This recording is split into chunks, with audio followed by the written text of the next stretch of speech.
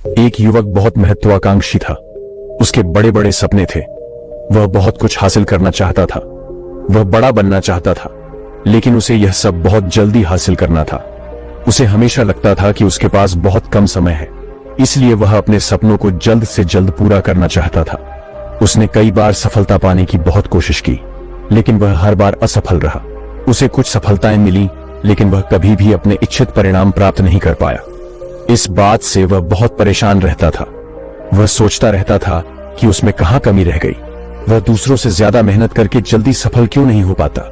यह सवाल उसे अक्सर बहुत परेशान करता था, लेकिन फिर धीरे धीरे उसे समझ में आने लगा कि शायद उसे वे नियम और रहस्य नहीं पता थे जिनका इस्तेमाल करके वह कम समय में बड़ी सफलता हासिल कर सकता था। जिस दिन उसे यह बात समझ में आ गई, उसने एक ऐसे व्यक्ति की तलाश शुरू कर दी जो उसे सफलता के नियम और रहस्य विस्तार से समझा सके। साथ ही वह कठिन से कठिन बात को भी बहुत सरल शब्दों में समझाने में माहिर थे। गुरु के बारे में जानकारी मिलते ही युवक अगले दिन सीधा गुरु के आश्रम में जा पहुंचा। वह गुरु एक बौद्ध भिक्षु थे। युवक ने उन्हें प्रणाम किया और उनके सामने बैठ गया। बौद्ध भिक्षु ने युवक से आने का कारण पूछा। युवक कहने लगा, गुरु, मेरे सपने बहुत बड़े हैं। मैं जीवन में बहुत कुछ बनाना और करना चाहता हूं। मैं बड़ी सफलताएं हासिल करना चाहता हूं, लेकिन मुझे यह सब समय रहते हासिल करना होगा। मैंने कई बार कड़ी मेहनत करके जल्दी सफल होने की कोशिश की, लेकिन मुझे कभी भी वांछित परिणाम नहीं मिले। मुझे लगता है कि मुझे सफलता के उन महत्वपूर्ण नियमों और रहस्यों के बारे में जानने की जरूरत है जिनका उपयोग करके मैं कम समय में बड़ी सफलता प्राप्त कर सकता हूं। क्या आप मुझे उन नियमों और रहस्यों के बारे में विस्तार से बता सकते हैं? मैं वादा करता हूं कि मैं उन नियमों का पालन जरूर करूंगा। बौद्ध भिक्षु ने युवक की आंखों में एक जलती हुई इच्छा शक्ति और जुनून देखा। वह सफल होने के लिए कड़ी मेहनत करने और बड़े त्याग करने के लिए तैयार था। बौद्ध भिक्षु ने उसकी आंखों में देखते हुए गंभीर स्वर में कहना शुरू किया, आज मैं आपको 8 ऐसे नियम बताऊंगा जिनका अगर आप पूरी ईमानदारी से पालन करेंगे तो 10 साल का लक्ष्य आप 10 महीने में पूरा कर सकते हैं। बस शर्त यह है कि आपको इन नियमों पर पूरा भरोसा रखना होगा और इनका पूरी ईमानदारी से पालन करना होगा। पहला नियम है कि सबसे पहले अपने दिमाग को इस संभावना के लिए खोलें कि हाँ, ये किया जा सकता है। 1 साल का काम 1 महीने में किया जा सकता है। आपको अपने दिमाग को ये यकीन दिलाना होगा कि आप हासिल कर सकते हैं, क्योंकि जब तक आपको अंदर से इस बात पर पूरा भरोसा नहीं होगा कि आप अपने 10 साल के लक्ष्य को 10 महीने में भी हासिल कर सकते हैं, तब तक आप उसके लिए जरूरी कदम नहीं उठा पाएंगे। कोई भी लक्ष्य बाहरी दुनिया में पूरा होने से पहले एक बार हमारे दिमाग में पूरा होता है। इसलिए इस संभावना को स्वीकार करें। जैसे एक छात्र ने पूरे 1 साल तक ज्यादा पढ़ाई नहीं की, लेकिन परीक्षा से 1 महीने पहले वो सब कुछ भूलकर पढ़ाई में डूब जाता है और इतनी मेहनत करता है कि उसके नतीजे सबको हैरान कर देते हैं। जब वो छात्र अपनी मेहनत और एकाग्रता से 1 साल की पढ़ाई 1 महीने में पूरी कर सकता है, तो आप अपने लक्ष्य को क्यों नहीं हासिल कर सकते? सफलता के नियम सभी के लिए समान रूप से काम करते हैं। दूसरा नियम, 6 महीने के लिए गायब हो जाओ। अगले 6 महीने के लिए भूल जाओ कि कोई तुम्हारा है। अपने दोस्तों और रिश्तेदारों, अपने पड़ोसियों को भूल जाओ। कोई भी तुम्हें छोड़कर नहीं जा रहा है। जो रहना चाहता है वह रहेगा। बस 6 महीने के लिए अपने सारे दरवाजे बंद कर लो और इन सब परेशान करने वाली चीजों से दूर रहो। इसका मतलब है कि तुम्हें 6 महीने के लिए दुनिया से ऐसे गायब हो जाना है जैसे तुम कभी थे ही नहीं। तुम्हें 6 महीने के लिए अपने मन और शरीर से खुद को दूर करके अपने लक्ष्यों और उद्देश्यों से खुद को बंद कर लेना है। 6 महीने बहुत लंबा समय नहीं है। ये सुनने में बड़ा लग सकता है, लेकिन तुम्हें यह भी देखना चाहिए कि तुम किसके लिए यह त्याग कर रहे हो, चाहे वो तुम्हारे दोस्त हो, तुम्हारे पड़ोसी हो या खुद के लिए। इन 6 महीनों में अगर कोई तुम्हारे और तुम्हारे लक्ष्य के बीच में आ रहा है, चाहे वो कितना भी अमीर या प्रभावशाली क्यों ना हो, अगर वो बकवास कर रहा है तो वहां से गायब हो जाओ। अगर तुम्हारे दोस्त और रिश्तेदार तुम्हें अपने मतलब से बाहर घूमने के लिए बुला रहे हैं, तो उन्हें मना कर दो, क्योंकि तुम्हारे जाने या न जाने से उन्हें कोई फर्क नहीं पड़ेगा, लेकिन तुम अपनी जिंदगी में एक कदम पीछे जरूर चले जाओगे। गपशप करने वाले दोस्तों के उस समूह से दूर हो जाओ। उन लोगों के साथ बुरा व्यवहार करना बंद करो जो तुम्हारा समय बर्बाद करते हैं। अगर कुछ रिश्ते खराब हो जाते हैं तो ऐसा ही हो। अपनी नींद और ऊर्जा दूसरों पर बर्बाद करना बंद करो। पूरी तरह से स्वार्थी बनो। सिर्फ अपने बारे में सोचो, अपने लक्ष्यों, उद्देश्यों, योजनाओं और परिवार के बारे में। बस अपने दिमाग में उन सभी विचारों को जला दें जो आपको उनसे दूर ले जा रहे हैं। तीसरा नियम, एक सही गुरु खोजें। यदि आप किसी चीज में जल्दी सफल होना चाहते हैं और उसके शीर्ष पर पहुंचना चाहते हैं, तो आपको उन लोगों के साथ अपना समय बर्बाद नहीं करना चाहिए जिनके पास केवल औसत दर्जे का ज्ञान है, बल्कि आपको सीधे उस आदमी के पास जाना चाहिए जो पहले से ही उस काम के शिखर पर है, क्योंकि वह व्यक्ति आपको सबसे अच्छी तरह से सिखा सकता है कि शीर्ष पर कैसे पहुंचा जाए। उसने उन सभी कठिनाइयों और बाधाओं का सामना किया है जिनका आप भविष्य में सामना करेंगे, इसीलिए वह आपको अपने अनुभवों से चीजें सिखा सकता है। आपको खुद सीखने के लिए बहुत समय देना होगा, इसलिए 10 महीने में 10 साल का लक्ष्य पूरा करने के लिए आपको अपने क्षेत्र के सबसे सफल लोगों में से एक को अपना गुरु, अपना मार्गदर्शक बनाना होगा। दोस्तों, चाहे वह पैसा हो या सफलता, दोनों को 10 गुना तेजी से हासिल किया जा सकता है। चौथा नियम, एक स्पष्ट और निश्चित लक्ष्य निर्धारित करें। तय करें कि आपको क्या हासिल करना है और कितने समय में। आपका लक्ष्य आपके पास स्पष्ट रूप से लिखा होना चाहिए। आप कितने भी होशियार क्यों ना हो, कितने भी बुद्धिमान क्यों ना हो, आपका दिमाग कितना भी तेज क्यों ना हो, लेकिन अगर आपके पास स्पष्ट लक्ष्य नहीं है और आप अपने लक्ष्य के लिए हर दिन कड़ी मेहनत नहीं कर रहे हैं, तो आप कभी भी बड़ी सफलता हासिल नहीं कर सकते। बड़ी सफलता के लिए स्पष्ट लक्ष्य का होना सबसे जरूरी है। मानव स्वभाव की एक बात है कि अगर आपका लक्ष्य बहुत आसान है तो आप उसे छोड़ देंगे, इसीलिए लक्ष्य ऐसे होने चाहिए जो कठिन हो लेकिन पूरे किए जा सकें। अगली बात, आपके जीवन के लक्ष्य यानी प्राथमिकताएं 3 से ज्यादा नहीं होनी चाहिए। अगर आपकी 3 से ज्यादा प्राथमिकताएं हैं, यानी 6 से 7 ऐसी चीजें जो आपको लगता है कि समान रूप से महत्वपूर्ण है, उन सभी को करना जरूरी है। फिर उनमें एक भी काम ऐसा नहीं है जो वाकई महत्वपूर्ण हो। 3 से ज्यादा प्राथमिकताएं होने का मतलब है कि एक भी प्राथमिकता ऐसी नहीं है जो लायक हो। प्राथमिकता का मतलब है उद्देश्य, यानी जो कुछ है बस यही है और इसी समय में है। उद्देश्य न होने का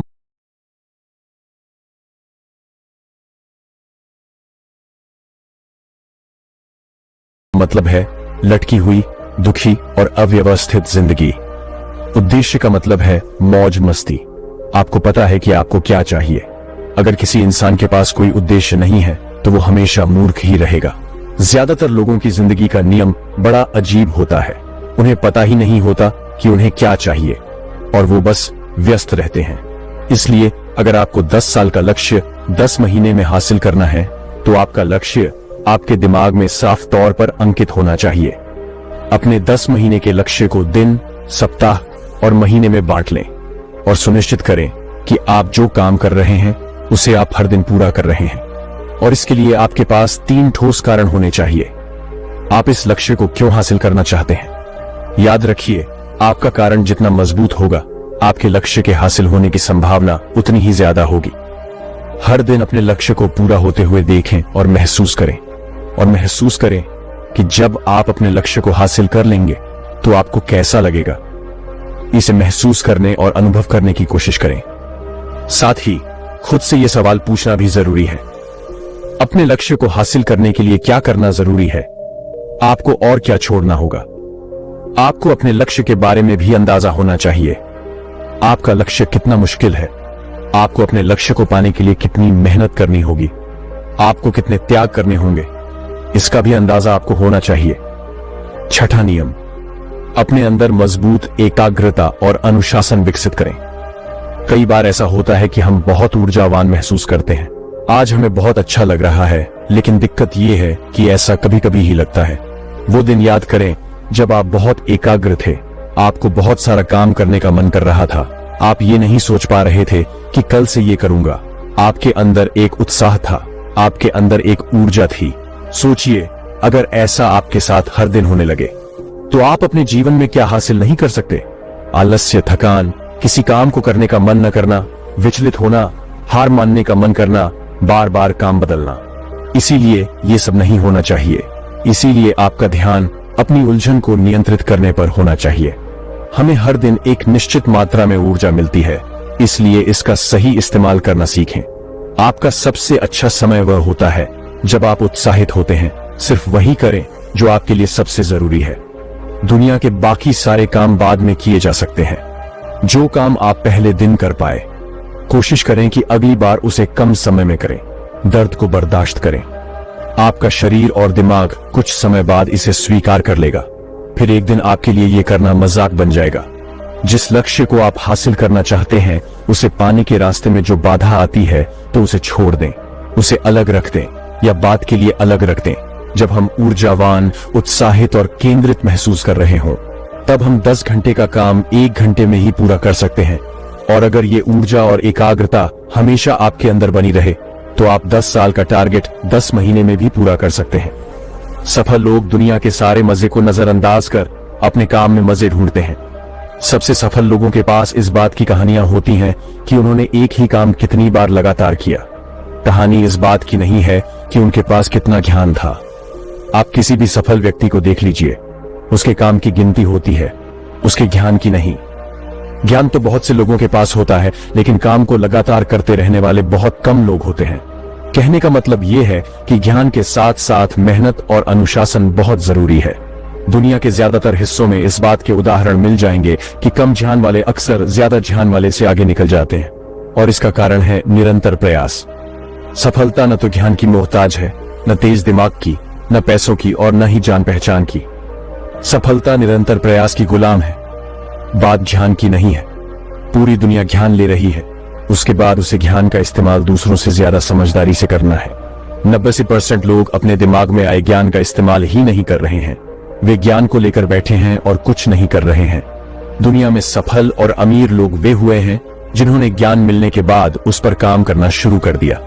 आप इतने ज्ञानी हैं कि मेहनत हमेशा एक बुद्धिमान व्यक्ति को पीछे छोड़ देती है। जब बुद्धिमान व्यक्ति मेहनत नहीं करता है, एक मूर्ख व्यक्ति अपनी निरंतर मेहनत और प्रयास से एक प्रतिभाशाली आलसी व्यक्ति को आसानी से हरा सकता है। सफलता के लिए ध्यान और ज्ञान की जरूरत होती है। हम ज्ञान ले सकते हैं, लेकिन भटकते दिमाग पर ध्यान केंद्रित करना सबसे मुश्किल कल करूंगा, बाद में करूंगा कहने की इस आदत ने कई लोगों को बुढ़ापे में इस बात का पछतावा कराया है कि काश मैंने एक बार और कोशिश की होती।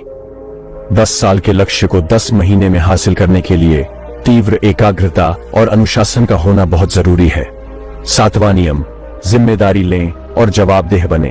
अपने काम के लिए व्यक्तिगत रूप से जिम्मेदार बने और उसके प्रति जिम्मेदार बने रहें। एक ऐसा व्यक्ति खोजें जिसके प्रति आप जवाबदेह हो सके।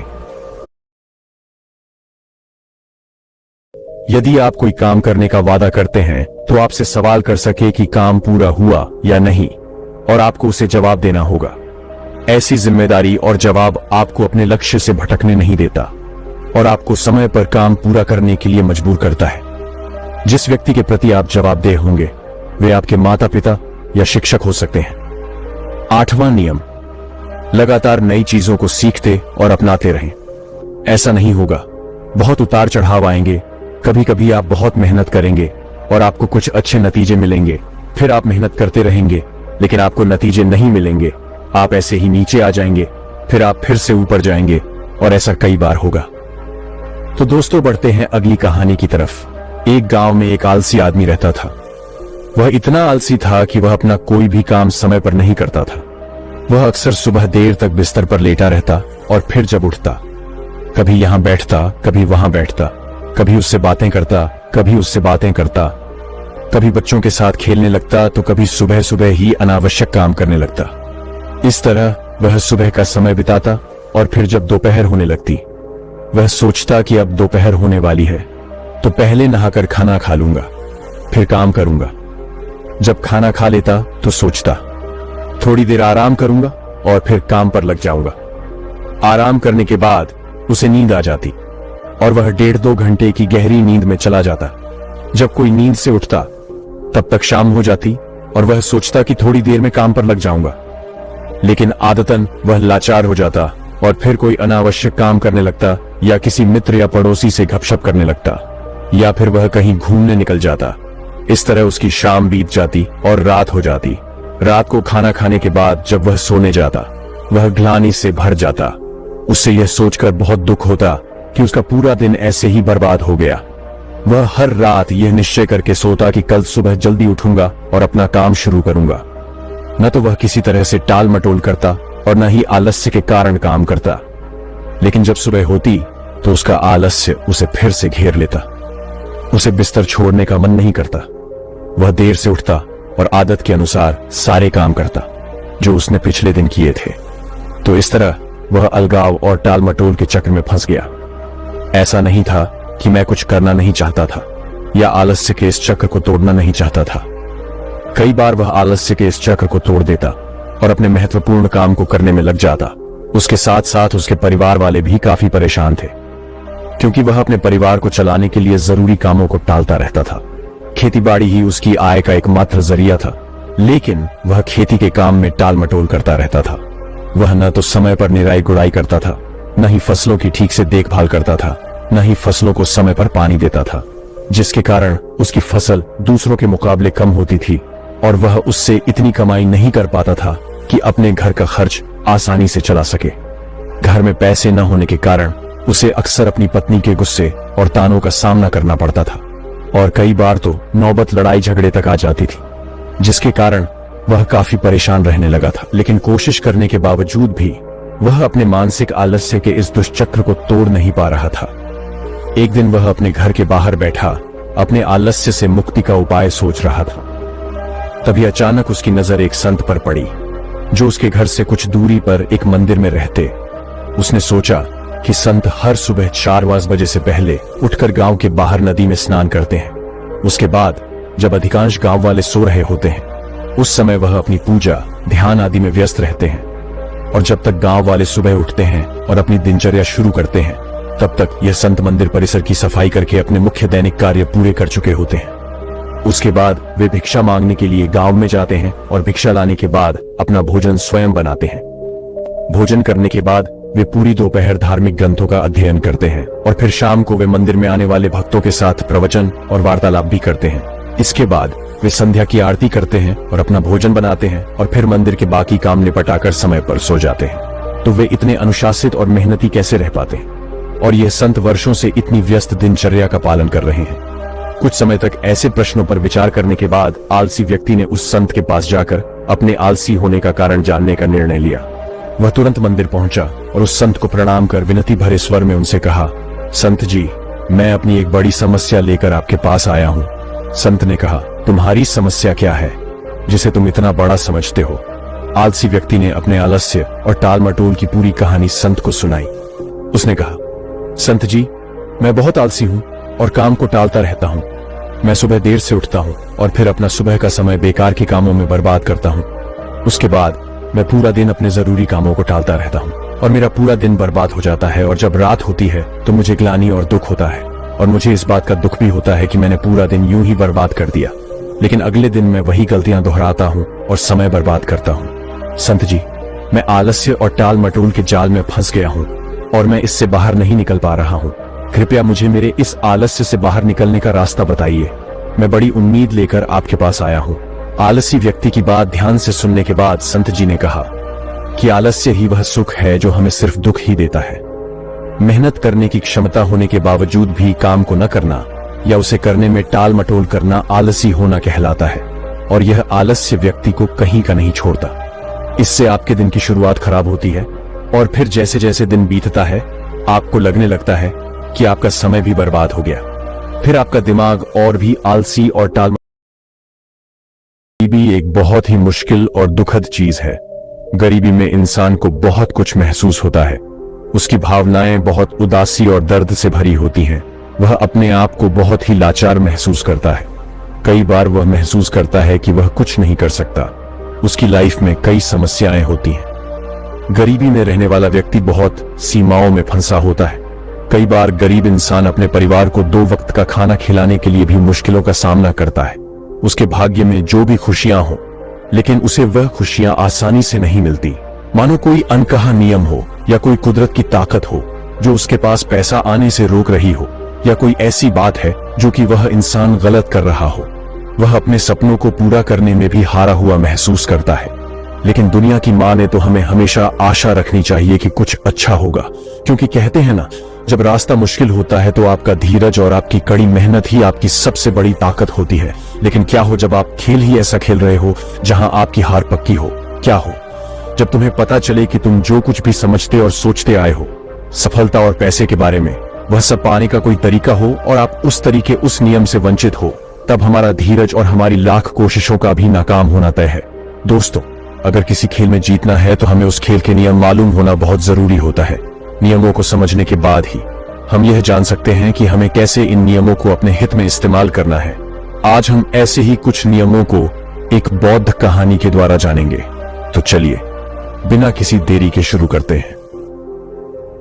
आज की यह कहानी बहुत समय पहले की बात है। एक छोटे से गांव मुक्तिपुर में एक प्रकाश नाम का युवक रहता था। वह अपनी गरीबी से बहुत ज्यादा परेशान था। प्रकाश की जिंदगी बहुत ही कठिन से भरी थी। वह एक गरीब परिवार से था और उसके पास आर्थिक समस्याएं थीं जिन्होंने उसे बहुत परेशान कर दिया था। वह एक छोटे से किराना दुकान में काम करता था, लेकिन उसकी कमाई इतनी थी कि घर के आर्थिक बोझ को सहना मुश्किल हो रहा था। एक दिन परेशान होकर वह छोटा मन करके एक पेड़ के नीचे बैठा रो रहा था। रास्ते में उसे उसका एक पुराना मित्र मिला। इस मित्र से मिलने पर उसका चेहरा खुशियों से भर गया, क्योंकि वह अपने दोस्त से बहुत समय बाद मिल रहा। बचपन से ही प्रकाश अपने इस प्रिय मित्र से करीब था। वह दोनों बहुत ही खुश हो गए थे। उसका मित्र पूछता है, प्रकाश, तुम कहां जा रहे हो और आजकल क्या कर रहे हो? तब प्रकाश ने उदास मन से अपनी सारी परेशानी अपने मित्र को बताई कि कैसे वह गरीबी से परेशान है और अपने घर वालों की जरूरत भी नहीं पूरी कर पा रहा। 2 वक्त की रोटी कमाना भी उसे बहुत मुश्किल हो गया है। तब उसके मित्र ने उससे कहा, मित्र, घबराओ मत, यहीं पास में एक गुरु है, वह तुम्हारी मदद जरूर कर सकते हैं। तुम्हें एक बार उनके पास जाना चाहिए। अपने मित्र की बात सुनकर प्रकाश उस गुरु के पास पहुंच जाता है और उनसे कहता है, गुरुवर, इस दुनिया में कुछ लोग इतने सफल हैं कि करोड़ों अरबों कमा रहे हैं, जबकि कुछ लोग ऐसे भी हैं जिन्हें गरीबी की वजह से एक वक्त की रोटी भी नसीब नहीं होती। आखिर ऐसा क्यों होता है? भगवान तो सबका एक ही है, चाहे अमीर हो या गरीब, सेहत तंदुरुस्त हो या बीमार, और फिर चाहे वह किसी भी जाति का हो। आखिर वह तो सबका भगवान है, तो फिर वह ऐसा क्यों करता है? किसी को ढेरों पैसा दे देता है तो वहीं किसी को भूखा रखता है। उस गुरु ने उस व्यक्ति की सारी बात सुनी और बोले, बच्चा, तुम बिल्कुल सही कह रहे हो। वह भगवान हम सभी का है, चाहे वह कोई भी हो, किसी भी जाति का हो। लेकिन हम भी तो सब उसी की परछाई हैं, तो फिर हम सभी को एक समान होना चाहिए। लेकिन हम भी तो सब एक समान नहीं है, एक जैसे नहीं है। आपस में लड़ते हैं, झगड़ते हैं, तो भला वह हमें एक जैसा क्यों बनाएगा? ये तो सोचने की बात होती है। अच्छा, तुम मुझे एक बात बताओ। माना कि तुम्हारे 2 बच्चे हैं, एक बहुत ही समझदार है और वहीं दूसरा बच्चा सही नहीं है। वह नशा करता है, पैसा बर्बाद करता है। फिर तुम्हारे पास तुम्हारे दोनों बच्चे आते हैं और तुमसे कुछ पैसा मांगते हैं, जो कि तुम्हारे पास उतने ही पैसे हैं। तो तुम पैसा किसे दोगे? जाहिर सी बात है, तुम पैसा उसे ही दोगे जो पैसे की अहमियत को जानता है, उसे कैसे खर्च करना है, या उससे कैसे और ज्यादा पैसा के लिए 3 काम करो। पहला, अपने लक्ष्य को एक कागज कमाया जा सकता है जो इस बात को जानता है। यकीनन तुम पैसा उसे ही दोगे, ना कि उसे दोगे जो पैसा बर्बाद करता है। नशा के लिए तुम क्या कर सकते हो? करता है, पैसे की अहमियत नहीं समझता। तुम पैसा उसे बिल्कुल नहीं दोगे। भगवान भी ऐसा ही करता है। मैं यह नहीं कहता कि तुम नशा करते हो या तुम गलत हो, बल्कि मेरे कहने का मतलब यह है कि तुम यह नहीं जानते कि पैसा कैसे मैनेज किया जाता है। और जो अमीर लोग होते हैं वह पैसे को करना जानते हैं। उनकी कुछ अच्छी आदतें भी होती हैं, कुछ उनके नियम होते हैं जो अमीर को और अमीर बना देती है और गरीब को और गरीब। अगर कोई भी इंसान उन नियमों का पालन करता है, उन्हें अपने जीवन में उतारता है, तो वह भी बहुत जल्दी अमीर बन सकता है। तब उस व्यक्ति ने कहा कि हे गुरुवर, कृपया करके आप हमें बताएं, वह कौन सी आदतें हैं, वह कौन से नियम है, मैं अपने जीवन में जरूर अपनाऊंगा। तब उस गुरु ने कहा कि ठीक है बच्चा, आज मैं तुम्हें उन नियमों में से 13 नियमों के बारे में बताऊंगा, जिन्हें अपनाकर तुम भी सफल लोगों की लिस्ट में आ सकते हो और खुशहाली से भरा जीवन जी सकते हो। बस उन नियमों को ध्यान से सुनना और अपने जीवन में जरूर आना। उन नियमों में से पहला नियम है कभी हार ना मानने की आदत, क्योंकि कभी हार ना मानने की आदत ही एक दिन तुमको सफल बना सकती है, और सफल लोग कभी हार नहीं मानते। अगर आपको भी सफल होना है तो सबसे पहले अपने आप को कंफर्ट जोन से निकालकर काम करना पड़ेगा। आपके काम में कितनी ही मुश्किल क्यों ना हो, लेकिन आपको हर मुश्किल का सामना करके अपने काम को पूरा करना पड़ेगा। जिनके अंदर अपने सपनों को पाने के लिए जोश और जुनून होता है, वो हर मुश्किलों का सामना कर लेते हैं। इसीलिए सक्सेसफुल का पहला नियम यही कहता है कि आपको कभी हार नहीं मानना है।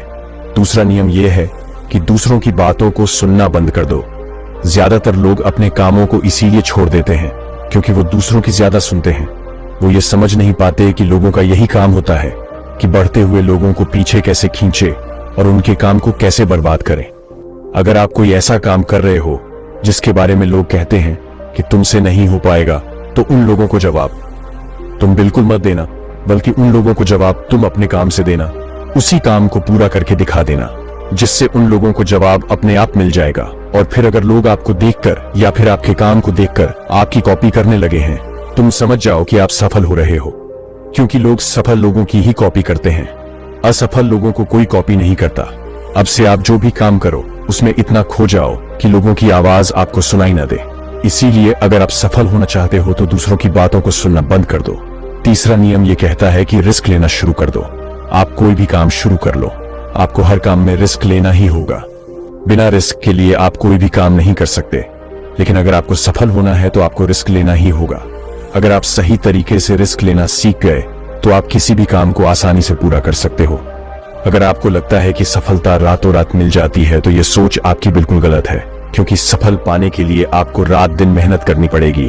आपको अपना दिमाग लगाना पड़ेगा, आपको अपने काम में रिस्क लेना पड़ेगा और बहुत सारी चुनौतियों का सामना भी करना पड़ेगा। आज आप जिसे देख रहे हो, जो लोग बुलंदियों को छू रहे हैं, उनके बारे में पढ़ रहो, उनको जानो। वह कितनी बार फेल हुए हैं लेकिन हार नहीं माने। वह समय समय में रिस्क लेते गए और आज कहां से कहां पहुंच गए। और जिस दिन आप भी रिस्क लेकर काम शुरू कर दोगे, उस दिन से समझो कि आप सफलता की ओर बढ़ना शुरू कर दिए हो। चौथा नियम यह है कि खुद पर विश्वास करना सीखो। अगर तुम्हें सच में सफल होना है तो खुद पर विश्वास करना होगा। तुम्हें विश्वास करना होगा कि तुम भी सफल और अमीर बन सकते हो। और सबसे बड़ी समस्या यही है कि ज्यादातर लोग डरते हैं। इससे उनका आत्मविश्वास खत्म हो जाता है।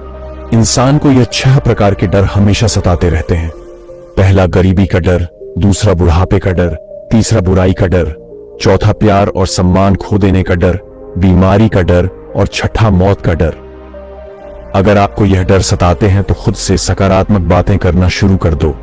हमेशा सकारात्मक बोलने से तुम्हारा डर खत्म हो जाएगा और आत्मविश्वास बढ़ जाएगा। हमेशा ही डर का सामना करना सीखो, इससे जीत तुम्हारी होगी। इस बात से समझो कि अगर कोई छोटा बच्चा गिरने के डर से चलना छोड़ दे तो क्या वह कभी चलना सीख पाएगा? मेरे हिसाब से तो बिल्कुल नहीं सीख पाएगा। तो इसी मानसिकता के साथ अपने लक्ष्य की तरफ बढ़ना शुरू कर दो। 1000 बार गिरो लेकिन कभी हार मत मानो। पांचवा नियम यह है कि आप अपने लिए एक बड़ा लक्ष्य चुनो। ज्यादातर लोगों से जब कोई पूछता है कि तुम्हारे जीवन का लक्ष्य क्या है, तो इस पर बहुत से लोग मुस्कुरा देते हैं और कहते हैं, अभी तक हमने कुछ सोचा ही नहीं। और अगर तुम्हारा भी यही उत्तर है तो इसे आज ही बदल दो। आज ही बैठकर गहराई से विचार करो और अपने जीवन का एक लक्ष्य बनाओ। नौकरी चुनना लक्ष्य नहीं होता, पर हाँ, वह जीवन का एक पड़ाव जरूर हो सकता है। अपना सही लक्ष्य चुनो, उसे पाने पर लिखो, सिर्फ दिमाग पर नहीं। दूसरा, अपने लक्ष्य को पाने क्या तुम सोना कम कर सकते हो? क्या तुम ज्यादा मेहनत कर सकते हो? क्या तुम गप्पे मारना छोड़ सकते हो? या फिर क्या तुम अपने लक्ष्य की संबंधित किताबें पढ़ना शुरू कर सकते हो? तीसरा, दिन में कम से कम 3 बार अपने लक्ष्य को बोलकर पढ़ो। इससे तो तुम्हारे दिमाग में बात अच्छे से बैठ जाएगी कि अपने दिमाग से तुम क्या चाहते हो। फिर तुम्हारा दिमाग उसी दिशा में काम करने लग जाएगा और तुम्हारे सामने तुम्हारे लक्ष्य को प्राप्त करने के नए नए तरीके प्रस्तुत करना शुरू कर देगा, जिन पर काम करके तुम अपने लक्ष्य को हासिल कर सकते हो। छठा नियम यह है कि आप जो करना चाहते हो वही काम करो। आपको वही काम करना चाहिए जिस काम में आपका इंटरेस्ट है और जिस काम को करने में आपको मजा आता है। किसी के दबाव में आकर कोई भी काम शुरू मत करो। उनसे कह दो कि मुझे यह काम नहीं करना, क्योंकि अगर आप वह काम करना शुरू कर देते हो जिस काम में आपका इंटरेस्ट है, तो उस काम के प्रति आपका मन लगा रहेगा और आपको मजा भी आएगा। इसीलिए हर इंसान को हमेशा वही काम करना चाहिए जिस काम को करने में मजा आए।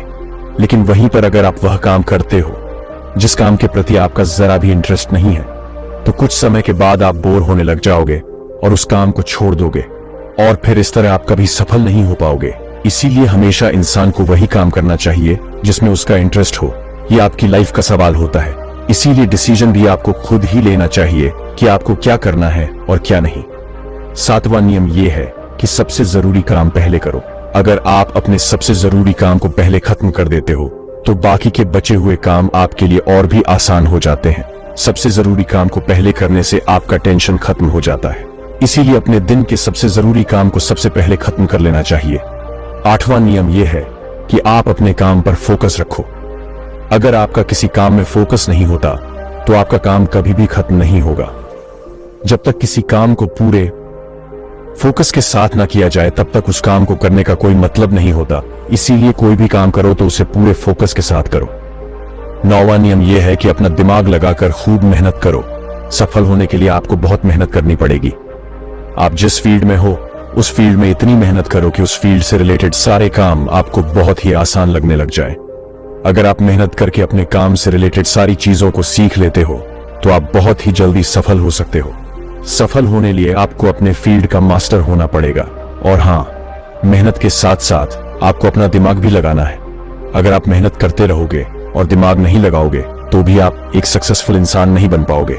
आपने सुना और देखा भी होगा, गधा मेहनत तो बहुत करता है लेकिन उसकी कोई इज्जत नहीं होती क्योंकि वह दिमाग नहीं लगाता। इसीलिए खूब मेहनत करो, दिमाग लगाओ और अपने सपनों को पूरा करो। 10वां नियम यह है कि अपनी गलतियों से सीखो।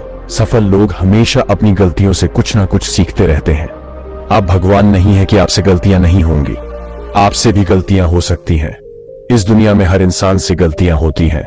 इसीलिए गलतियां अगर होती हैं तो उनसे सीखो और गलतियों को सुधार कर आगे बढ़ो। जो इंसान गलतियां करता है वह उन गलतियों से बहुत कुछ सीखता भी है और उन गलतियों को दोबारा करने से बचता भी है।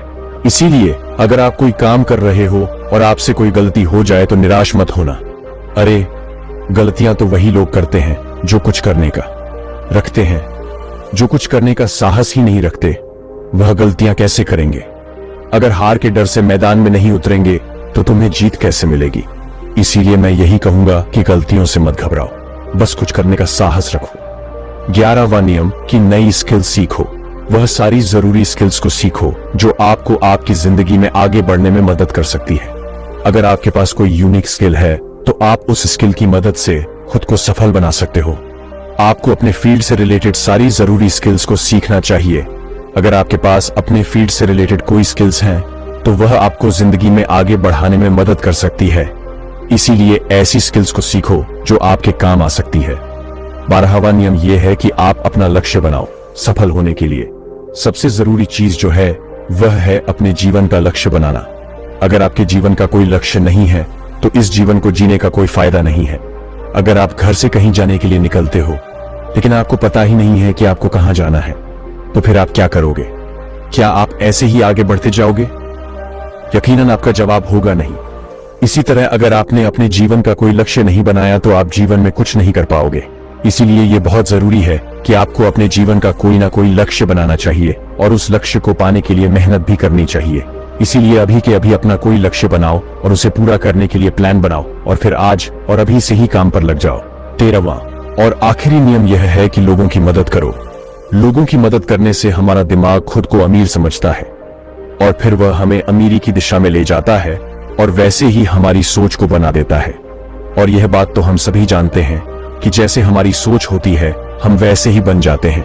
तो आज से ही लोगों की मदद करनी शुरू कर दो और अमीर बनने के लिए लोगों की दुआ लेना शुरू कर दो। और फिर ये सारी बातें बताकर उस गुरु ने प्रकाश से कहा कि अच्छा, अब तुम जा सकते हो और इन बातों का पालन करो और फिर तुम मुझसे 6 महीने के बाद मिलना। प्रकाश ने भी गुरु का धन्यवाद किया और वहां से चला गया। बढ़ते हैं दूसरा कहानी की तरफ। दोस्तों, प्रकृति ने हमारे शरीर को 5 तत्वों से बनाया है, लेकिन कलयुग के इंसानों ने उसमें एक तत्व और जोड़ कर दिया और वो है पैसा। पैसे से सब चीज नहीं खरीदी जा सकती, लेकिन पैसे से बहुत कुछ खरीदा जा सकता है। एक संत एक गांव में प्रवचन दे रहे थे कि पैसे के पीछे मत भागो, यह माया का दलदल है और इसके दलदल में जो फंस गया वो पूरी जिंदगी दुखी रहता है। और वहां बैठे सभी लोग इसी बात पर तालियां बजा रहे थे। उन्हें ये बात नहीं पता थी कि यह संत इस बात को बोलने के लिए पैसा लेता है। यही तो माया का खेल है जो कि इस दुनिया में बहुत कम लोग जान पाते हैं और जिसने जान लिया उसे इस माया ने बुलंदियों की चोटी पर पहुंचा दिया। दोस्तों, आज के समय में पैसा कमाना इतना मुश्किल नहीं है जितना मुश्किल उस पैसे को संभालना है। इस दुनिया में बहुत लोग ऐसे होते हैं जिनके पास कुछ पैसा क्या आ जाता है, वो लोग घमंडी जाते हैं। वो लोग पैसे के नियम को जानते ही नहीं है। आप लोग जानते होंगे कि सरस्वती की तस्वीर हमेशा बैठी हुई रहती है और लक्ष्मी की तस्वीर हमेशा खड़ी हुई अवस्था में।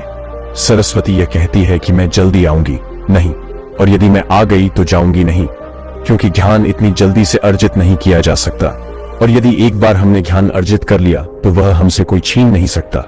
लेकिन लक्ष्मी का यह नियम होता है कि वह जल्दी आ भी जाती है तो जल्दी चले भी जाती है। यदि किसी इंसान को सही तरीके से रखना नहीं आया तो बहुत जल्दी उस घर से निकल जाती है। आज की इस कहानी के अंदर मैं आप लोगों को 6 ऐसे खर्च बताऊंगा जिसको आपको आज से और अभी से बंद कर देना चाहिए, तो ही आप पैसे के सही नियम को समझ पाएंगे। आप कितना कमाते हो यह जरूरी नहीं, जितना भी कमाते हो उसमें से आप अपना खर्चा इन 6 जगहों पर काम कर दो। धीरे धीरे आपके घर में पैसा रुकना शुरू हो जाएगा। खुद को लगेगा कि सच में हमारे घर में पैसा रुकना शुरू हो गया है। और अमीर बनने का सबसे पहला रास्ता यही होता है कि अपने खर्च को कम कर दो और ज्यादा पैसे कमाने का तरीका ढूंढो। तो चलिए जानते हैं इस कहानी के माध्यम से कि वो कौन से 6 ऐसी जगह हैं जहां हमें पैसा नहीं खर्च करना चाहिए। तो आइए कहानी शुरू करते हैं। कहानी अच्छी लगे तो कमेंट बॉक्स में नमो बुद्धा लिखकर वीडियो लाइक करना ना भूलें। एक बार की बात है, एक गांव में 2 औरत रहती थी। एक के पास एक भैंस थी तो दूसरी के पास एक बकरी थी। जिसके पास भैंस थी वह औरत किसी भी चीज को संभाल के रखना नहीं जानती थी। उसकी भैंस दूध तो बहुत देती थी, लेकिन उसने दूध की कीमत कभी समझी ही नहीं। वह सारा दूध घर की बिल्ली को पिला देती थी, दूध को ऐसे ही खर्च कर देती थी। दूध को किस तरीके से सही उपयोग में लिया जाता है वह औरत जानती ही नहीं थी। और जिसके पास बकरी थी वह दूध की कीमत जानती थी, इसलिए वह दूध के एक एक बूंद को बचा कर रखती थी और उससे दही जमाकर घी निकल लेती थी। और धीरे धीरे वह बहुत सारा घी इकट्ठा कर लेती थी। अब जिसके पास भैंस थी उसने दूध की अहमियत कभी जानी ही नहीं थी। उसने कभी दूध से घी निकलने के बारे में सोचा ही नहीं था। एक दिन उसके घर मेहमान आ गए और मेहमानों को सूखी रोटी नहीं खिलाई जा सकती थी, तो इसलिए वह औरत बकरी वाली औरत के पास जाकर आधा किलो घी ले आती है। वह औरत यह कहकर घी लाती है कि मैं जल्द ही अपनी भैंस के दूध का घी निकालूंगी तो तुम्हें वापस कर दूंगी। और वह बकरी वाली इस भरोसे उसको घी उधार के तौर पर दे देती है। अब वह भैंस वाली औरत मेहमानों को खाना खिला देती है। उसके बाद बहुत दिन निकल जाते हैं, लेकिन वह घी वापस नहीं करती। अब बकरी वाली औरत भैंस वाली औरत के पास जाती है और कहती है कि मैं तुम्हें एक बार घी दिया था तो मैं वह घी वापस लेने आई हूं। यह सुनकर वह औरत कहती है, कौन सा घी? तू भला मुझे घी कैसे दे सकती है? मेरे पास तो भैंस है और तेरे पास तो बकरी है, और मैं भला तुझसे उधार क्यों मांगूंगी? मेरे पास तो इतनी अच्छी भैंस है और उसका तो बहुत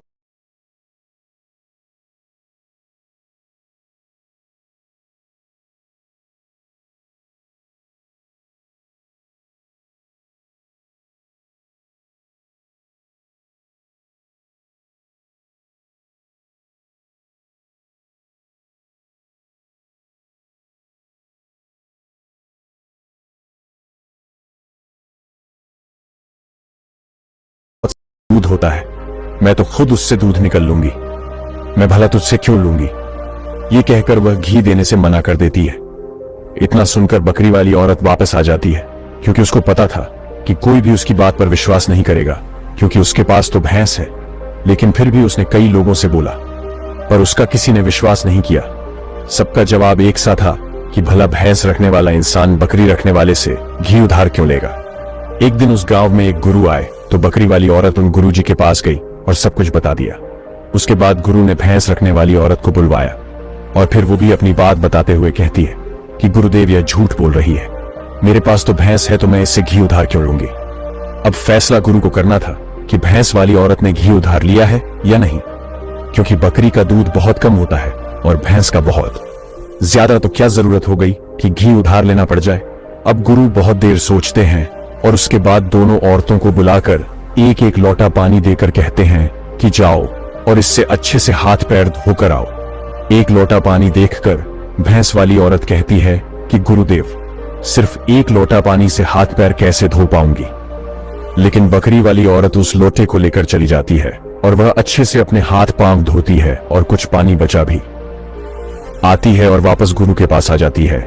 लेकिन वह भैंस वाली औरत लोटा लेकर जाती है और सिर्फ हाथ धोकर लोटे को वापस लेकर आ जाती है। जैसे ही दोनों लोटों को रखा जाता है तभी गुरु कहते हैं कि भैंस रखने वाली औरत ने बकरी वाली औरत से घी उधार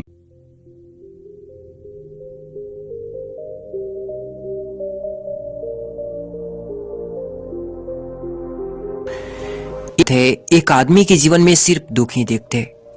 वो जो भी काम करता उस बेचारे का वो काम पूरा ही नहीं होता। घर में आता तो घर में क्लेश बना रहता। किसी से कोई मदद मांगता तो कोई उसकी मदद नहीं करता था। उसे ऐसा लगता था कि चारों ओर से दुखों का पहाड़ उसी पर टूट पड़ा है। उसे समझ नहीं आ रहा था कि मैं इन दुखों से पार कैसे पाऊं। वो दिन रात यही सोचता रहता कि अपने दुखों से छुटकारा कैसे पाना है। इसी कारण से वो रात में सो भी नहीं पाता था। उसकी आंखों के नीचे बड़े बड़े काले घेर बन गए थे, जो इस बात का प्रतीक थे कि वो आदमी कितना दुखी है, कितना चिंतित है। कभी कभी तो उसके मन में आत्महत्या करने के भी ख्याल आते थे, लेकिन अपने परिवार की चिंता करके वो एक कदम नहीं उठा पाता था। वो इतना दुखी हो गया था कि उसने निर्णय किया कि वो इन दुखों से छुटकारा पाकर ही रहेगा। इसके लिए चाहे उसे कितनी भी मेहनत करना पड़े, कुछ भी करना पड़े, चाहे अंगारों पर भी चलना पड़े, लेकिन वो इन दुखों से छुटकारा हासिल करके रहेगा।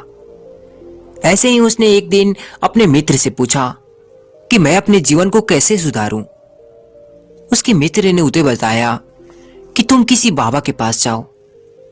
बाबाओं के पास ऐसा मंत्र रहता है जिससे दुख दूर हो जाते हैं, जीवन खुशियों से भर जाता है और धन संपदा भी हासिल हो जाती है।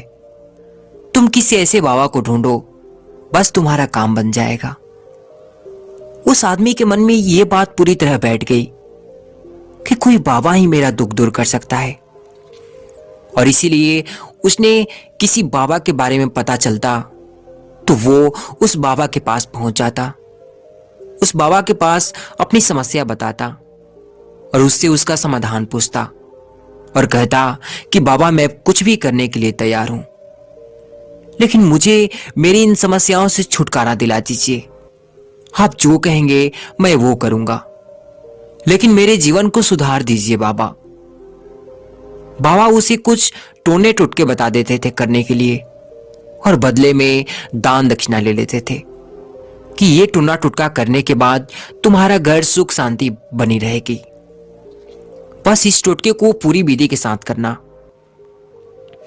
वो आदमी घर लौटकर पूरी विधि के साथ टोने टोटके करने लगता, लेकिन बहुत टोने टोटके करने के बाद भी उसके जीवन में कुछ बदलाव नहीं आया। इसके विपरीत उसका जीवन और ज्यादा दुखी हो गया। जो भी बाबा उसे टोना टोटका देता था, बदले में उसे दक्षिणा लेता था, जिससे उसका धन भी धीरे धीरे खत्म हो रहा था। इससे उसके जीवन में दुख और ज्यादा बढ़ने लगा।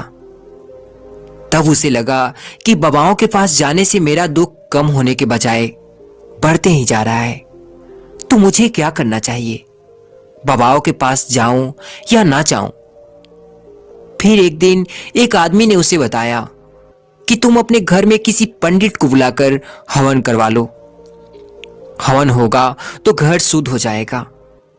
कोई भी बुरी ऊर्जा होगी घर में तो वो घर से बाहर चली जाएगी। किसी पंडित को बुलाकर पूरी विधि विधान से मंत्रोच्चारण करवाओ और हवन करवाओ, जिससे तुम्हारे घर में सुख और शांति आए। उस आदमी के मन में ये बात बैठ गई और उसने एक पंडित को बुलाकर हवन करवा दिया। हवन अच्छी तरह से संपन्न हुआ। बदले में पंडित ने भी अच्छी दान दक्षिणा ली और उसके बाद वो वहां से विदा हो गया। लेकिन कुछ दिनों के बाद उस आदमी को यह महसूस हुआ कि उसके जीवन में अब भी कोई बदलाव नहीं हुआ है। अब वो आदमी पूरी तरह से दुखी हो गया और ज्यादा परेशान हो गया।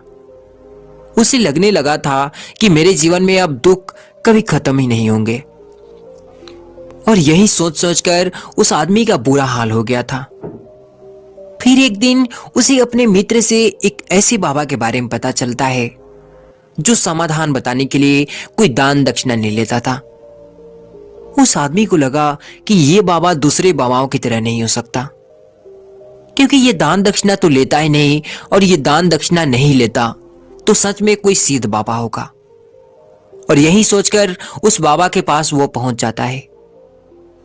जब वो आदमी वहां पर पहुंचता है तो वो बाबा ध्यान में बैठे हुए होते हैं। यह देखकर वो आदमी वहीं पर चुपचाप बैठकर ध्यान से बाहर आने का इंतजार करने लगता है। थोड़ी देर बाद बाबा ने आंखें खोली तो सामने एक दुखी और परेशान युवक को बैठे देखा। वो उसकी आंखों के नीचे काले घेरे को देखते ही समझ गए कि यह आदमी अपने जीवन से कितना परेशान है। उसे संबोधित करते हुए बाबा ने पूछा कि बच्चा, क्या चाहते हो? बाबा के पास क्या लेने आए हो? उस आदमी ने कहा कि बाबा, मैं अपने जीवन से बहुत परेशान हूं।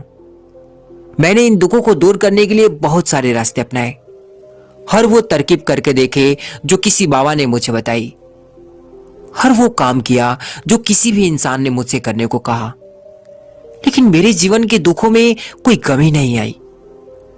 बाबा, इसके विपरीत मेरे जीवन के दुखों की बढ़ोतरी हो गई। मुझे समझ नहीं आ रहा है कि मैं क्या करूं। कभी कभी तो मैं आत्महत्या करने की भी सोचता हूं, लेकिन अपने परिवार को सोचकर यह कदम नहीं उठा पाता। मैंने आपके बारे में बहुत सुना है बाबा, और मैं बहुत उम्मीद के साथ आपके पास आया हूं। कृपया करके मुझे कुछ ऐसा मार्ग बताएं जिससे मुझे अपने दुखों से छुटकारा मिल जाए। मैं अपने दुखों से छुटकारा पाने के लिए कुछ भी करने को तैयार हूं। आप मुझे कोई भी रास्ता बताएं, चाहे वो रास्ता कितना भी कठिन क्यों ना हो, मैं उसको पार करके रहूंगा। बाबा ने महसूस किया कि यह आदमी सच में बहुत परेशान है। बाबा ने उसकी बात सुनकर कहा कि बच्चा, दुखों को दूर करने के लिए मंत्र ऐसे ही नहीं मिलते। मंत्रों को पाने के लिए कुछ करना पड़ता है। तुम क्या कुछ कर सकते हो? यह सुनकर तो पहले तो उस आदमी ने सोचा कि ये बाबा भी दान दक्षिणा ही मांगेगा, लेकिन और कोई रास्ता ना पाकर उस आदमी ने कहा कि बाबा, आपको भी जितना दान दक्षिणा चाहिए मैं देने के लिए तैयार हूं, लेकिन आपका मंत्र सच्चा होना चाहिए, वो पूरा होना चाहिए, उसका फल मुझे मिलना चाहिए। उसके बाद आप जो भी दान दक्षिणा लेना चाहते हो वो मैं दे दूंगा। बाबा ने कहा कि दान दक्षिणा तो बहुत छोटी सी चीज है, मुझे वो नहीं चाहिए। इस पर वो आदमी सोच विचार करके बोला कि बाबा, मैं अंगारों पर भी चलने के लिए तैयार हूं, आप मुझे बस आज्ञा दीजिए।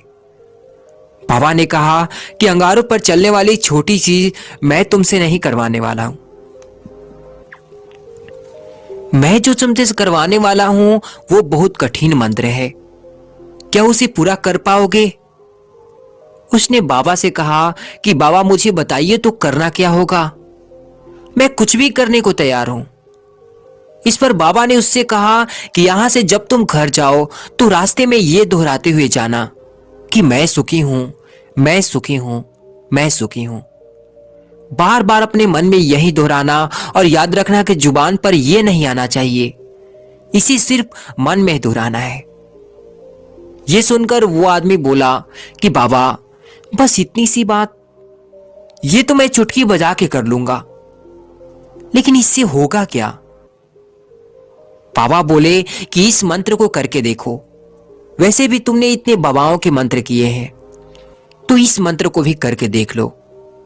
उस आदमी ने सोचा कि बाबा कुछ दान दक्षिणा तो ले नहीं रहे, और वो छोटा सा मंत्र है जिसे तो मैं कर ही लूंगा। वो बोला कि ठीक है बाबा, मैं ये मंत्र जरूर करूंगा।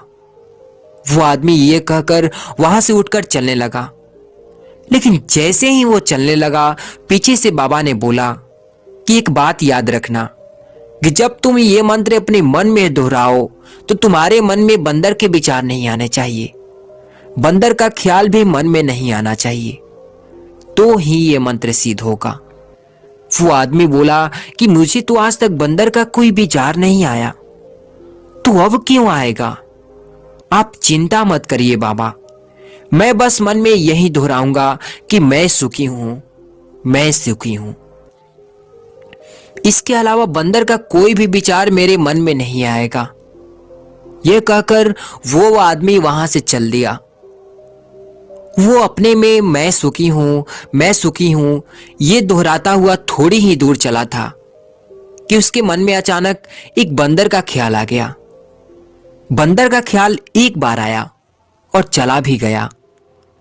लेकिन उस आदमी ने सोचा कि आज तक तो मुझे बंदर का कोई विचार नहीं आया, ये आज बंदर का विचार क्यों आ गया। और ऐसे करके उसने बंदर का विचार कर लिया। वो भूल गया कि मुझे क्या मंत्र दोहराना है और वो बंदर के बारे में सोचने लगा। थोड़ी देर के बाद उसे जब फिर से होश आया तो वो फिर से अपना वही मंत्र दोहराने लगा जो बाबा ने उसे बताया था, मैं सुखी हूं, मैं सुखी हूं। लेकिन अचानक से सामने उसे एक बंदर दिखाई दिया और ये देखकर फिर से उसके मन में बंदर का विचार उठ गया और वो अपने अंदर से इस विचार को बाहर फेंकना चाहता था। वो चाहता था कि मेरे अंदर किसी भी तरह के बंदर का विचार ना आए, लेकिन उसके सामने तो बंदर ही बंदर दिखाई दे गया। ऐसे ही करते करते वो घर पे पहुंचा और घर पे पहुंचने के बाद अपनी पत्नी को कहा कि हे बंदरिया, मुझे खाने में बंदर परोस दो। और जब उसे एहसास हुआ कि उसने ये क्या बोल दिया तो वो अपने बाल नोचने लगा। वो दीवारों पर सर मारने लगा कि आज तक मुझे बंदर का कोई विचार नहीं आया और आज मुझे क्या हो गया है कि मुझे हर जगह बंदर ही बंदर नजर आ रहे हैं। ये कैसी माया है। यही सोच सोचकर वो आदमी रात भर सो नहीं पाया। रात भर करवटें बदलता रहा और सुबह उठकर सीधे उसी बाबा के पास पहुंच गया और उनके चरणों में गिरकर कहा कि बाबा, पता नहीं क्या चमत्कार हो रहा है। आज तक मुझे बंदर का कोई विचार नहीं आया, लेकिन कल से जब से आपने मुझे कहा कि बंदर का विचार नहीं आना चाहिए, तब से मुझे हर जगह बंदर ही बंदर नजर आ रहे हैं। उस आदमी ने कहा कि बाबा, मुझे तो आपके पीछे भी पेड़ पर केले खाता हुआ बंदर दिखाई दे रहा है। ये हो क्या रहा है मेरे साथ। ये सुनकर बाबा हंसने लगे कि बच्चा, मन का जाल ऐसा जाल जिसे समझ पाना इतना आसान नहीं है। बंदर तो तुम्हारे रास्ते में पहले भी आते थे। जब तुम मेरे पास आए थे तो इन्हीं पेड़ों पर ये बंदर घूम रहे थे, लेकिन तब तुम्हारे ध्यान में ये बंदर नहीं था। तब तुम्हारे ध्यान में सिर्फ अपने दुख थे। इसके बाद बाबा ने उसे बताया कि बच्चा, हम जिस चीज से भी दूर भागना चाहते हैं वही चीज हमारे मन में बहुत गहरे में प्रविष्ट हो जाती है। वह हमारे अंतर मन में समा जाती है। असल में जिस चीज से भी हम छुटकारा पाना चाहते हैं, उससे छुटकारा इसीलिए पाना चाहते हैं कि वो हमारे साथ बहुत गहरे में जुड़ी हुई है। और हम जितना ही उससे छुटकारा पाना चाहते हैं वो इतनी ही गहरी हमारे मन में बैठती चली जाती है और आखिरकार वो हमारे अंतर मन में छा जाती है। ऊपर से तो हम चाहते हैं कि सुखी होना, कि मैं सुखी हूं, मैं सुखी हूं। हमारे होठ भी यही बोलते रहते हैं, लेकिन हमारे मन में दुख समाये होते हैं। हमारे विचारों में, हमारे मन में दुख ही दुख दिखाई देते हैं। इसीलिए अपने जुबान से बार बार ये बोलने से कि मैं सुखी हूं, मैं सुखी हूं, हम सुखी नहीं होंगे। जब तक ये मंत्र हमारे अंतर मन में प्रविष्ट नहीं होगा तब तक हम सुखी नहीं होंगे। इस पर उस आदमी ने पूछा कि बाबा, लेकिन ये हमारे अंतर मन में प्रविष्ट कैसे होगा। ये सुनकर बाबा ने कहा कि बच्चा, अपने दुखों से लड़ना बंद कर दो। जब तक तुम अपने दुखों को दूर करने के बारे में सोचते रहोगे ना, तब तक वो दुख तुमसे चिपके रहेंगे। तब तक वो दुख तुम्हारे अंतर मन पर राज जमाए रहेंगे। और जिस दिन तुम उन दुखों के बारे में सोचना ही छोड़ दोगे, उन दुखों से छुटकारा ही नहीं पाना चाहोगे, उसी दिन से तुम्हारी जिंदगी से दुख गायब हो जाएंगे। क्योंकि किसी भी चीज से छुटकारा पाने के लिए हमें उस चीज के बारे में सोचना पड़ता है, और हम जितना ही उस चीज के बारे में सोचते हैं वो उतनी ही गहरे हमारे मन में प्रविष्ट हो चली जाती है। हम अधिकतर समय दुखों के बारे में ही सोचते हैं। हम यही सोचते हैं कि हमारे जीवन में दुख है और हमें इससे छुटकारा पाना है। इसी वजह से बार बार सोचने से वो दुख हमारे अंतर मन में प्रविष्ट हो जाते हैं। दुखों से छुटकारा मिल जाएगा। अक्सर आपने देखा होगा कि एक आदमी धूम्रपान छोड़ना चाहता है, शराब छोड़ना चाहता है। सुबह वो अपने आप से वादा करता है कि मैं कोई भी गलत काम नहीं करूंगा, लेकिन शाम को जब लौटता है तो नशे में चूर होकर लौटता है। ऐसा क्यों होता है? जो हम सोच रहे हैं वो पूरा कर ही नहीं पा रहे हैं। असल में हम उस चीज को ज्यादा तवज्जो दे रहे हैं, उस चीज को बहुत ज्यादा अहमियत दे रहे हैं। जब भी हम उस चीज को छोड़ने के बारे में सोचते हैं तो हम उसकी इंपॉर्टेंस यानी कि विशेषता और ज्यादा बढ़ा देते हैं। हमारा मन उस चीज के बारे में जितना ज्यादा सोचेगा, हमारा मन उस चीज के पीछे उतना ही भागेगा।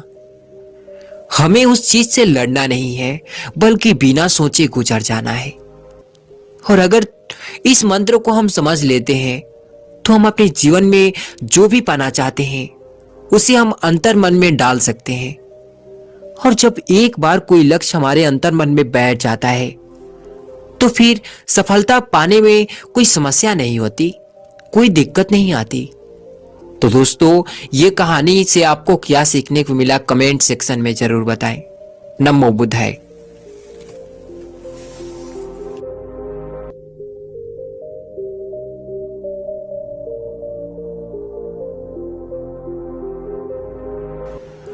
बहुत समय पहले की बात है। एक छोटा सा गांव था। उस गांव में दो भाई रहा करते थे। बड़ा भाई अंधा था, जिस कारण वो हमेशा घर पर ही बैठा रहता था, और छोटा भाई खेती किया करता था। लेकिन खेतों में अधिक जानवर आने से पूरी फसल नष्ट हो जाती थी, जिस कारण छोटा भाई बहुत परेशान हो चुका था। तभी उसे एक तरकीब सूझी। एक दिन उसने सोचा कि खेतों में से इन जानवरों को भगाने के लिए क्यों ना मैं अपने बड़े भाई की मदद लूं। वैसे भी बड़े भैया अंधे हैं। अगर वो खेत में बैठे रहेंगे और जानवरों की आहट आने पर वो उन्हें जोर से चिल्लाकर भगा सकते हैं, जिससे हमारी फसलें बच सकती है। इसलिए उन्हें मैं खेत में बैठा देता हूं। ये सब एक बार की बात है, एक औरत अपने घर से निकली। उसने घर के सामने सफेद लंबी दाढ़ी में 3 साधु महात्माओं को बैठे देखा। वह उन्हें पहचान नहीं पाई। उसने कहा, मैं आप लोगों को नहीं पहचानती, बताइए क्या काम है? हमें भोजन करना है। साधुओं ने बोला, ठीक है, कृपया मेरे घर में पधारिए और भोजन ग्रहण कीजिए। क्या तुम्हारा पति घर में है? एक साधु ने प्रश्न किया। नहीं, वह कुछ देर के लिए बाहर गए हैं, औरत ने उत्तर दिया। तब हम अंदर नहीं आ सकते, तीनों एक साथ बोले। थोड़ी देर में पति घर वापस आ गया। उसे साधुओं के बारे में पता चला तो उसने तुरंत अपनी पत्नी से उन्हें पुण्य आमंत्रित करने के लिए कहा। औरत ने ऐसा ही किया। वह साधुओं के समक्ष गई और बोली, जी, अब मेरे पति वापस आ गए हैं, कृपया आप लोग घर में प्रवेश करिए। हम किसी घर में एक साथ प्रवेश नहीं करते। साधुओं ने स्त्री को बताया। ऐसा क्यों है? औरत ने अचरज से पूछा। जवाब में मध्य में खड़े साधु ने बोला, पुत्री, मेरी दाईं तरफ खड़े साधु का नाम धन और बाईं तरफ खड़े साधु का नाम सफलता है, और मेरा नाम प्रेम है। अब जाओ और अपने पति से विचार विमर्श करके बताओ कि तुम हम तीनों में से किसे बुलाना चाहती हो। औरत अंदर गई और अपने पति से सारी बात बता दी। पति बेहद खुश हो गया। वाह, आनंद आ गया। चलो जल्दी से धन को बुला लेते हैं। उसके आने से हमारा घर धन दौलत से भर जाएगा और फिर कभी पैसों की कमी नहीं होगी। औरत बोली, क्यों ना हम सफलता को बुला लें? उसके आने से हम जो करेंगे वो सही होगा और हम देखते देखते धन दौलत के मालिक भी बन जाएंगे। हम तुम्हारी बात भी सही है, पर इसमें मेहनत करनी पड़ेगी। मुझे तो लगता ही धन को ही बुला लेते हैं। पति बोला। थोड़ी देर उनकी बहस चलती रही, पर वो किसी निश्चय पर नहीं पहुंच पाए और अंततः निश्चय किया कि वह साधुओं से यह कहेंगे कि धन और सफलता में जो आना चाहे आ जाए। औरत झट से बाहर गई और उसने यह आग्रह साधुओं के सामने दोहरा दिया। उसकी बात सुनकर साधुओं ने एक दूसरे की तरफ देखा और बिना कुछ कहे घर से दूर जाने लगे। अरे, आप लोग इस तरह वापस क्यों जा रहे हैं? औरत ने उन्हें रोकते हुए पूछा।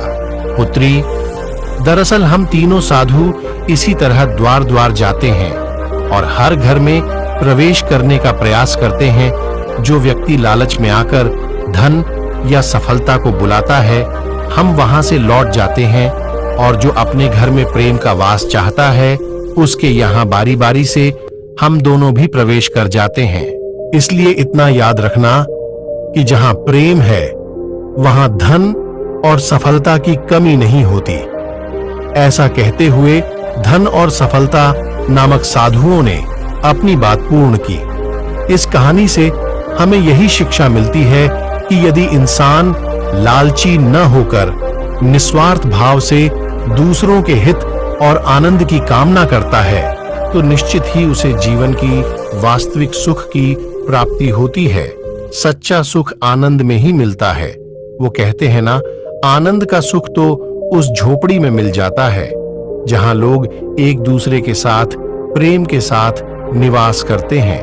और ऐसा सुख तो बड़े बड़े महलों के समान बंगलों में भी नहीं मिल पाता है, क्योंकि वहां घर तो बड़ा हो जाता है लेकिन दिल छोटा होता है, जिस कारण से वहां प्रेम और आनंद का निवास नहीं होता है। तो दोस्तों, ऐसी ही वीडियो देखने के लिए हमारे चैनल को सब्सक्राइब जरूर करें। धन्यवाद। यह एक बहुत ही प्राचीन कहानी है।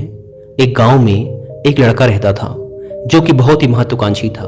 उसे अपने जीवन में बहुत बड़े बड़े काम करने थे। इसी कारण गांव के सभी लोग उसे बहुत पसंद भी करते थे और उसकी बहुत तारीफ भी करते थे, क्योंकि वह बहुत ही ज्यादा मजबूत, मेहनती और बुद्धिमान भी था। उसकी मेहनत और लगन को देखकर सभी गांव वालों को यही लगता था कि यह लड़का जरूर एक दिन कुछ बड़ा करेगा, हमारे गांव के हालात ठीक करेगा, हमारे गांव को आगे लेकर जाएगा। और उस जवान लड़के को भी यह विश्वास था कि वह जो चाहे बन सकता है। इसीलिए वह हमेशा चौड़ा होकर चलता था, पूरे आत्मविश्वास के साथ। उसकी आंखों में हमेशा जोश और आत्मविश्वास दिखाई पड़ता था। और यह आत्मविश्वास ऐसे ही नहीं आया था।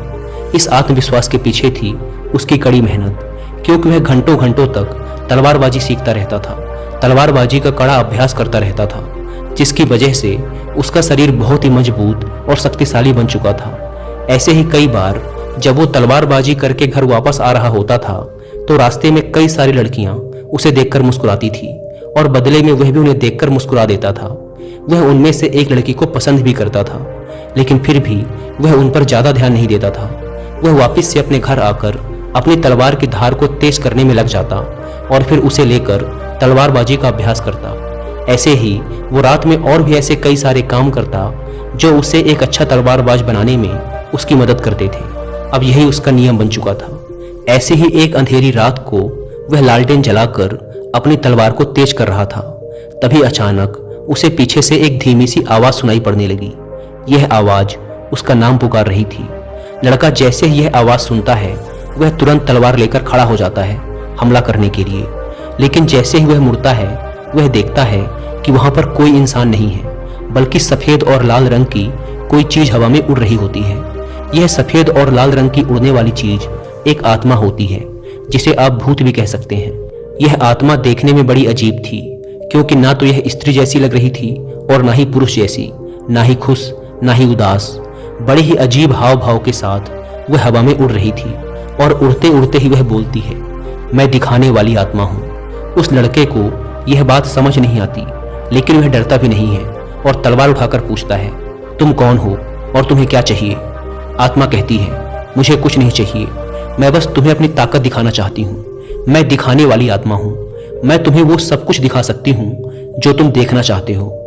आत्मा की यह बात सुनकर लड़के को थोड़ा आश्चर्य होता है, पर क्योंकि यह इतनी अजीब घटना घट रही थी, इसीलिए उसने थोड़ा उत्साहित होकर आत्मा से पूछा, क्या तुम मुझे कुछ भी दिखा सकती हो?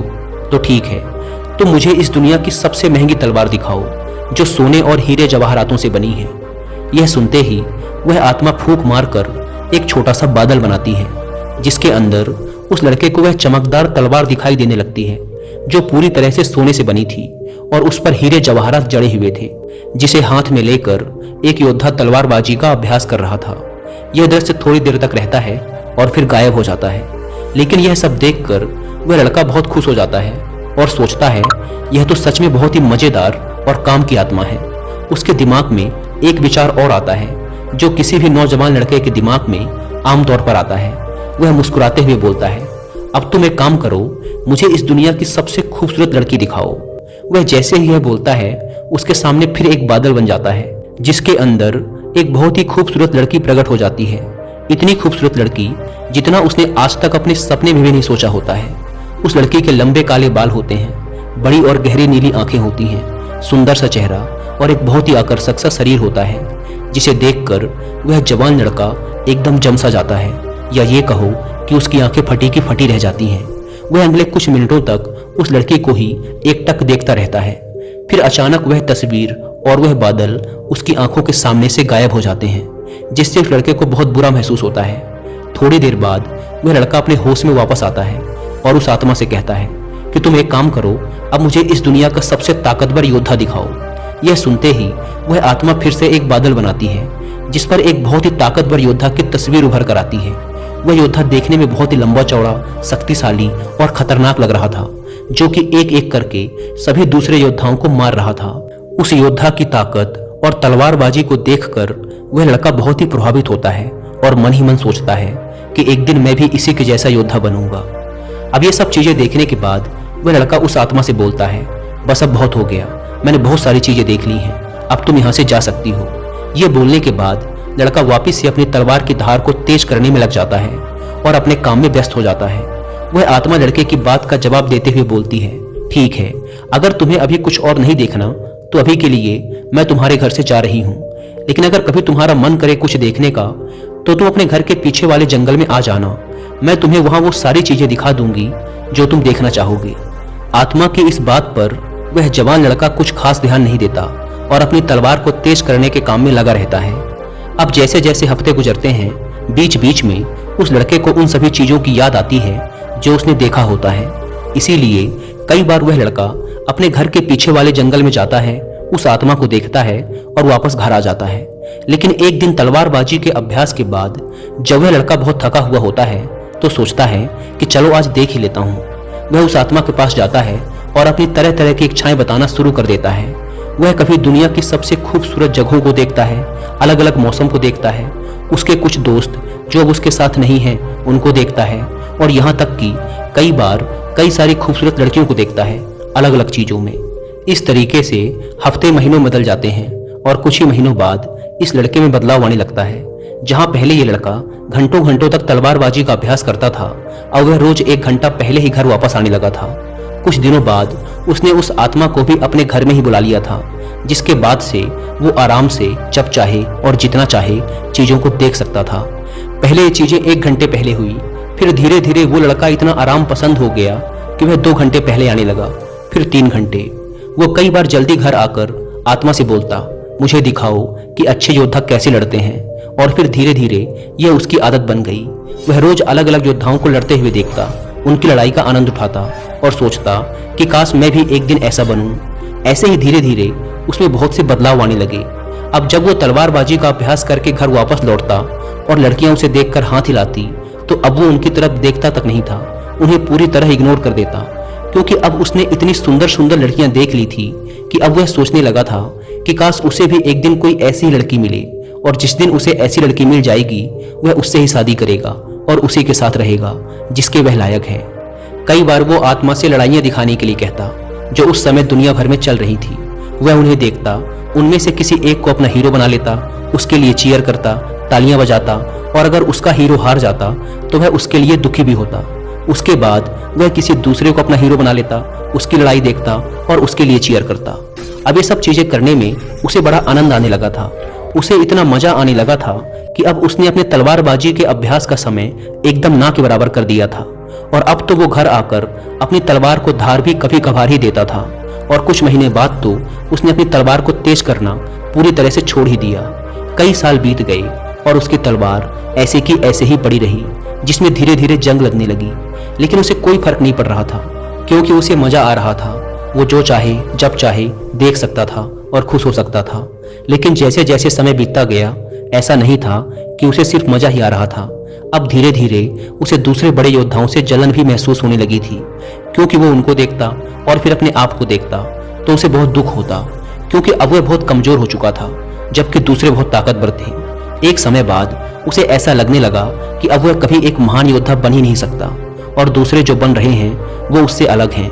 उनमें कुछ खास बात है, उनके पास ऐसी बहुत सारी चीजें हैं जो उसके पास नहीं है, इसीलिए वो कभी एक अच्छा योद्धा बन ही नहीं पाएगा। तो अब तक वो जिन लोगों को अपना हीरो मानता था उनसे ही ईर्ष्या करने लगा, उन्हें गाली देने लगा, उनमें कमियां निकालने लगा। यहाँ तक कि अब अगर वो कभी दौड़ने भी जाता तो अच्छे से दौड़ भी नहीं पाता था। उसका शरीर बहुत भारी हो चुका था, उसे अपनी तलवार और ढाल का वजन भी भारी लगने लगा था। उसकी फुर्ती, चपलता और तलवारबाजी का कौशल भी खत्म होने लगा था। ऐसे ही कुछ साल और बीत गए और अब उस लड़के ने अपने बड़े बड़े सपनों को छोड़ दिया। अब उसे योद्धा नहीं बनना था, अब वह सिर्फ उस आत्मा की सहायता से बार बार कोई न कोई युद्ध देखता और उनमें ही जंग लड़ने की कोशिश करता। यहाँ तक कि अब वो 30 साल से भी ऊपर का हो चुका था, अकेला, अपने जीवन से परेशान, लक्ष्यहीन, और उसके जीवन में कुछ अच्छा था भी नहीं। एक रात जब वह अपने कमरे में बैठा हुआ था और जैसे ही रात के 12 बजे तो कोने में वह जो आत्मा बैठी हुई थी वह अचानक जोर जोर से हंसने लगी। उस आदमी ने उसे देखा और चौंक गया। पिछले 10 सालों में आज तक उस आत्मा ने अपनी कोई भी भावना प्रकट नहीं की थी। वह बस एक गुलाम की तरह चुपचाप उसकी हर एक बात मानती चली आ रही थी, लेकिन आज वो हंस रही थी। और आज 10 साल बाद उसने कुछ ऐसा कहा जिसे सुनकर वह आदमी एकदम हक्का बक्का रह गया। उस आत्मा ने कहा, अब मेरा काम यहाँ खत्म हो चुका है, मेरा मकसद पूरा हो गया। डरे सहमे उस आदमी ने पूछा, ये तुम क्या कह रही हो? यह सुन वह आत्मा फिर जोर से हंसने लगी और कहा, अब मुझे वो रहस्य बता ही देना चाहिए जिसे पिछले 10 सालों से मैंने तुमसे छुपा कर रखा था। असल में मैं एक शैतान हूँ, मैं इस दुनिया की सभी बुराइयों की जड़ हूँ। आज रात इस गांव में एक राक्षस हमला करेगा और भविष्यवाणी में यह बताया गया था कि तुम उसी राक्षस को हराने के लिए पैदा हुए थे। तुम इस दुनिया के सबसे महान योद्धाओं में से एक बन सकते थे। तुम हमारी बुराइयों को खत्म करने वाले योद्धा थे, लेकिन अब बहुत देर हो चुकी है, अब तुम कुछ नहीं कर सकते। अब हम इस गांव में भयंकर तबाही मचाएंगे और जितनी भी अच्छी आत्माएं हैं हम उन सबको अपने साथ लेकर जाएंगे।